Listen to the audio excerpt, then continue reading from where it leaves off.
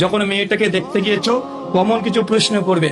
যদি সে সত্যি দিনদার হয়, শুধু বোরখার মধ্যে দিন আছে এমন যদি না হয়, কিছু প্রশ্ন করবে। বলতে পারো হঠাৎ করে, বলো তো আল্লাহুস সামাদ এটা কোন সূরার আয়াত? বলেন তো, একটা মেয়ে যদি সাধারণ যদি ইসলামিক ইলম থাকে, বলতে পারবে কি পারবে না? আর যে শুধু বোরখায় পরে ইসলামিক ইলম নেই, নামাজ কালাম নেই, ও বলতে পারবে? পারবে না।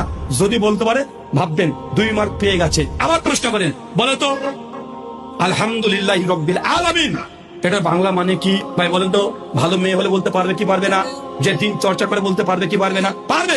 প্রশ্ন করেন যে তাওহীদ বলো তো কাকে বলে? বলতে পারবে না। প্রশ্ন করেন, আচ্ছা বলো তো তুমি বিয়ে কেন করতে যাচ্ছ আমাকে? ও যদি বলে আমার খুব শখ, ছোটবেলায় আমার সব বান্ধবীরা বিয়ে করে স্বামীর সঙ্গে ওই পদ্মা নদী ঘুরতে যাই, রাজশাহীতে, আমারও শখ এরকম একটা স্বামী থেকে মোটরসাইকেল ঘুরে বেড়াবো, ওকে বলতে হবে মা তোকে প্রণাম।